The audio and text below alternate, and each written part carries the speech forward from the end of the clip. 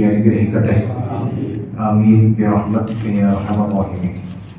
പ്രിയമുള്ള മുഅ്മിനീങ്ങളെ, അബ്ബാസി ഖിലാഫത്തിലെ 5ാമത്തെ ഖലീഫയായ മഹാനായ ഹാറൂൺ റഷീദ് അദ്ദേഹം ഒരിക്കൽ തന്റെ ഭരണകാര്യങ്ങളിൽ വ്യാപൃതനായിരിക്കുന്ന സന്ദർഭം, ഭരണവുമായി ബന്ധപ്പെട്ട് കിടക്കുന്ന കാര്യങ്ങളിൽ ഇങ്ങനെ അദ്ദേഹം ഏർപ്പെട്ടുകൊണ്ടിരിക്കുന്ന സാഹചര്യത്തിൽ അദ്ദേഹത്തിന് പെട്ടെന്ന് അതിശക്തമായ ഒരു ദാഹം പിടിപെട്ടു. അദ്ദേഹം തന്റെ സേവകരോട് ഒരിറ്റു വെള്ളം കൊണ്ടുവരാൻ, ഒരു ഗ്ലാസ് വെള്ളം കൊണ്ടുവരാൻ കൽപ്പിച്ചു.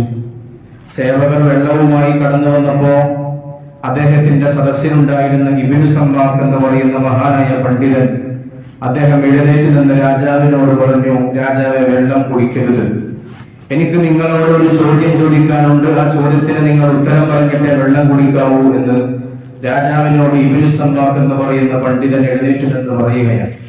ഇബ്നു സമ്മാഖ് എന്നിട്ട് രാജാവിനോട് ചോദിച്ചു, നിങ്ങൾക്ക് ദാഹം വന്നപ്പോ നിങ്ങൾ ഒരു ഗ്ലാസ് വെള്ളം കൊണ്ടുവരാൻ നിങ്ങൾ ആവശ്യപ്പെട്ടു. ഇനി നിങ്ങളൊന്ന് സങ്കല്പിച്ചു നോക്കുക, നമ്മുടെ ഈ രാജ്യത്ത് ഒരു വെള്ളവുമില്ല, എല്ലാ ജലാശയങ്ങളും വറ്റി വരണ്ടുപോയിരിക്കുന്നു. ഇങ്ങനെയുള്ള ഒരു സാഹചര്യത്തിൽ നമ്മുടെ തൊട്ടയൽപക്കത്തുള്ള രാജ്യത്ത് നിന്ന് ഒരാൾ വന്ന് നിങ്ങൾക്കൊരു ഗ്ലാസ് വെള്ളം നൽകിയാൽ എന്താണ് നിങ്ങൾ അയാൾക്ക് പകരം നൽകുക? രാജാവ് ഹാറൂൺ റഷീദ് പറഞ്ഞു, ഞാൻ എന്റെ രാജ്യത്തിന്റെ പകുതി അദ്ദേഹത്തിന് ദാനം നൽകും. അങ്ങനെ രാജാവ് വെള്ളം കുടിച്ചു. വെള്ളം കുടിച്ചു കഴിഞ്ഞപ്പോ രാജാവിനോട് വീണ്ടും ഇബ്നു സമ്മാഖ് ചോദിച്ചു, രാജാവെ, നിങ്ങൾ വെള്ളം കുടിച്ചു, പക്ഷേ ആ വെള്ളം നിങ്ങൾക്ക് എന്തെങ്കിലും ഒരു സാഹചര്യം കാരണം, എന്തെങ്കിലും ഒരു രോഗം കാരണം നിങ്ങൾ കുടിച്ച ആ വെള്ളം പുറത്തേക്ക് മൂത്രമൊഴിച്ചു തള്ളാൻ നിങ്ങൾക്ക് സാധിച്ചില്ല, നിങ്ങൾക്കത് പുറത്തേക്ക് തള്ളിക്കളയാൻ നിങ്ങൾക്ക് കഴിയാത്ത ഒരു സാഹചര്യം വന്നു. ഒരു വൈദ്യൻ വന്ന് നിങ്ങളുടെ ആ രോഗത്തിന് ശമനം നൽകി. അങ്ങനെയായാൽ നിങ്ങൾ എന്താണ് ആ വൈദ്യന് പകരം നൽകുക?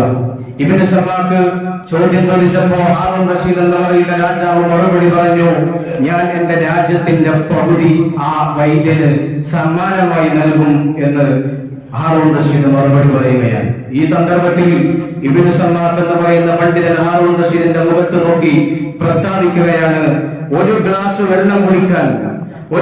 വെള്ളം കുടിക്കാൻ അങ്ങേക്ക് അങ്ങയുടെ രാജ്യം തന്നെ ദാനം ചെയ്യേണ്ടി വന്നു, അങ്ങയുടെ രാജ്യം തന്നെ നൽകേണ്ടി വന്നു. നിങ്ങളൊന്ന് സങ്കല്പിച്ചു നോക്കുക, അല്ലാഹുവിന്റെ ഔദാര്യം, അല്ലാഹുവിന്റെ അനുഗ്രഹം അത് വളരെ വലുതാണ്. നിങ്ങൾക്ക് ദാഹിക്കുമ്പോൾ കുടിക്കാൻ വെള്ളം ലഭിക്കുന്നു, നിങ്ങൾക്ക് വിശക്കുമ്പോൾ കഴിക്കാൻ ഭക്ഷണം അല്ലാഹു നൽകുന്നു. അതുകൊണ്ട് എപ്പോഴും നിങ്ങൾ അല്ലാഹുവിന് നന്ദിയുള്ളവരായിരിക്കണം എന്ന് മഹാനായ ഇബ്നു സമ്മാഖ് ഹാറൂൺ റഷീദിനെ ഓർമ്മിപ്പിക്കുകയാണ്. ഞാൻ ഈ സംഭവം പറഞ്ഞു വന്നത്, ഈ ചരിത്ര ശകലം നിങ്ങൾക്ക് മുമ്പിൽ പങ്കുവെച്ചത് നമ്മുടെ സാഹചര്യങ്ങൾ, നമ്മുടെ നാടിന്റെ അവസ്ഥകൾ അല്ലാഹുവിന്റെ വിധി പ്രകാരം വളരെ ശക്തമായ ചൂടിലേക്ക് വഴിമാറിക്കൊണ്ടിരിക്കുന്ന ഒരു വേനൽക്കാലത്തിലേക്ക് നമ്മൾ പോയിക്കൊണ്ടിരിക്കുകയാണ്. മാധ്യമങ്ങൾ രേഖപ്പെടുത്തുന്ന പ്രകാരം നമ്മുടെ നാട്ടിൽ പാലക്കാട് ജില്ലയിലടക്കം 40 ഡിഗ്രി സെൽഷ്യസിൽ സൂര്യൻ ഇങ്ങനെ വെന്തുരുകി മനുഷ്യന്റെ ഊർജങ്ങളെ മുഴുവൻ ഊറ്റിയെടുക്കുന്ന ഒരു സാഹചര്യത്തിലാണുള്ളത്. ഈ സന്ദർഭത്തിൽ ഒരു വിശ്വാസിയെ സംബന്ധിച്ചിടത്തോളം, ഒരു മുഅ്മിനെ സംബന്ധിച്ചിടത്തോളം അവന്റെ ജീവിതത്തിൽ അവൻ ശ്രദ്ധിക്കേണ്ട ചില കാര്യങ്ങളുണ്ട്. ചൂട് വരുമ്പോൾ, തണുപ്പ് വരുമ്പോൾ, ഋതുഭേദങ്ങൾ മാറി മാറി വരുമ്പോൾ അവിടെ ഒരു വിശ്വാസി തീർച്ചയായും വിശ്വസിക്കേണ്ടത് അല്ലാഹുവിന്റെ പരിശുദ്ധമായ ഖുർആൻ പറഞ്ഞതുപോലെ വശംസു വൽ ഖമറു വൻ നുജൂമു മുസഖഖാത്തുൻ ബിഅംരി, എല്ലാ കാര്യങ്ങളും ഇവിടെയുള്ള സൂര്യനും ചന്ദ്രനും നക്ഷത്രാദി മുഴുവൻ വസ്തുക്കളും അല്ലാഹുവിന്റെ കൽപ്പന പ്രകാരമാണ് ചലിക്കുന്നത്. അല്ലാഹുവിന്റെ കൽപ്പനക്ക് വിധേയപ്പെട്ടുകൊണ്ടാണ് അവയുടെ മുഴുവൻ കറക്കങ്ങളുമെന്ന് നമ്മൾ മനസ്സിലാക്കേണ്ടതുണ്ട്. അത് അല്ലാഹുവിന്റെ അനുഗ്രഹങ്ങൾ നമുക്കുണ്ടാവും. അതോടൊപ്പം തന്നെ അല്ലാഹുവിന്റെ നിഅമത്തുകൾക്ക് പകരം അല്ലാഹു സുബ്ഹാനഹു വ തആല പല വിധേനയും നമുക്ക് അദാബുകളും നൽകും. അതുകൊണ്ട് ഒരു വിശ്വാസിയെ സംബന്ധിച്ചിടത്തോളം ഒന്നാമതായി ഈ വേനൽക്കാലം വരുമ്പോ കാലത്തിനെ ആക്ഷേപിക്കാതെ, സമയത്തെ ആക്ഷേപിക്കാതെ നമ്മൾ മനസ്സിലാക്കേണ്ടത് ഇതൊക്കെ അല്ലാഹുവിന്റെ ഒരു സൃഷ്ടിപ്പാണ് എന്നാണ്. എല്ലാം അല്ലാഹുവിന്റെ നിയന്ത്രണങ്ങൾക്ക് വിധേയമായിട്ടാണ് എല്ലാം ഇവിടെ നടക്കുന്നത് എന്ന ബോധം നമുക്കുണ്ടാകണം. അതുകൊണ്ട് തന്നെ നമ്മൾ വളരെ കൃത്യമായി ചൂടുകാലത്ത് ഒരു വിശ്വാസി ഉൾക്കൊള്ളേണ്ട ചില പാഠങ്ങളുണ്ട്. നമ്മുടെ ഭൂമിയിൽ നിന്ന് ഏകദേശം 15 കോടി കിലോമീറ്റർ അപ്പുറത്ത് നിലകൊള്ളുന്ന സൂര്യന്റെ ചൂട് നമുക്ക് ഇവിടെ ഭൂമിയിൽ നിന്ന് താങ്ങാൻ കഴിയാത്ത ഒരു സാഹചര്യമുണ്ട് എങ്കിൽ നമ്മൾക്ക് ഇതുപോലെ നമ്മുടെ തലക്ക് മുകളിൽ ഒരു ചാണകലത്തിൽ ഈ കത്തിജ്വലിക്കുന്ന സൂര്യൻ നഗ്ന ശരീരത്തോടുകൂടെ അനുഭവിക്കേണ്ടവരാണ്. കാലിൽ ചെരുപ്പില്ലാതെ, ശരീരത്തിൽ വസ്ത്രമില്ലാതെ നമ്മളൊക്കെ അനുഭവിക്കേണ്ട ഒരു സാഹചര്യം നാളെ നമുക്ക് വരാനുണ്ട് എന്ന ബോധം നമുക്കുണ്ടാവണം. അതുകൊണ്ട് തന്നെ അല്ലാഹുവിന് നന്ദിയുള്ള അടിമകളായി നമ്മൾ മാറേണ്ടതുണ്ട്. ഈ വേനൽക്കാലം വരുമ്പോ, ഈ വേനൽക്കാലത്ത് ചൂട് ശക്തമാകുമ്പോ നമ്മൾ ഓർക്കേണ്ടത് നരകത്തിലെ ചൂടാണ്. നരകത്തിലെ ചൂടാണ്. ഈ ദുനിയാവിലെ ചൂടെന്നും ഒരു ചൂടല്ല. അല്ലാഹുവിന്റെ ഹബീബ് നബി സല്ലല്ലാഹു അലൈഹി വസല്ലം തങ്ങൾ പഠിപ്പിക്കുന്നു, നാറുക്കും ഹാദിഹില്ലതി യൂഖിദു ഇബ്നു ആദമ ജുസ്ഉം മിൻ 70 ജുസ്ഉം മിൻ ജഹന്നം. നരകത്തിന്റെ തീയിന്റെ ഈ ദുനിയാവിൽ ഒരു മനുഷ്യൻ അനുഭവിക്കുന്ന ചൂടിന്റെ 70 ഇരട്ടി ചൂട് നാളെ നരകത്തിൽ മനുഷ്യന് അനുഭവിക്കാനുണ്ട് എന്ന് ഹബീബായ മുഹമ്മദ് മുസ്തഫ സല്ലല്ലാഹു അലൈഹി വസല്ലം തങ്ങൾ നമ്മെ ഉത്ബോധിപ്പിക്കുന്നുണ്ട്. അതുകൊണ്ട് നരകത്തിന്റെ ചൂടിൽ നിന്നുള്ള രക്ഷക്കുള്ള കരുതലുകളാണ് നമ്മൾ ഈ ദുനിയാവിൽ നടത്തേണ്ടത്.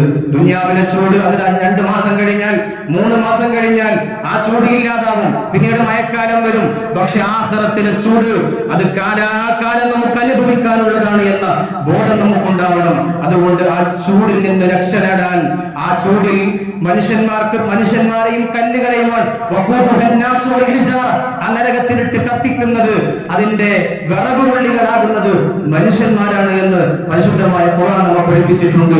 അതുകൊണ്ട് നരകത്തിന്റെ വിറകുകൊള്ളികളാവാതിരിക്കാൻ നമ്മൾ സമയം കണ്ടെത്തണം. അതിനു വേണ്ടിയുള്ള ശ്രദ്ധ നമ്മുടെ ഭാഗത്ത് നിന്നുണ്ടാവണം. നമ്മുടെ നാട്ടിൽ, നമ്മുടെ പരിസരങ്ങളിൽ ചൂട് ശക്തമാകുമ്പോൾ സഹജീവികൾ ഉണ്ടാവും, മൃഗങ്ങളുണ്ടാവും. നമ്മുടെ വീട്ടിലെ പാവപ്പെട്ട മൃഗങ്ങൾ, പൂച്ച പോലെയുള്ള, നായകളെ പോലെയുള്ള, ചെറിയ ചെറിയ പക്ഷികളെ പോലെയുള്ള, കുരുവികളെ പോലെയുള്ള ചെറിയ ചെറിയ ജന്തുജാലങ്ങൾ ഉണ്ടാകും.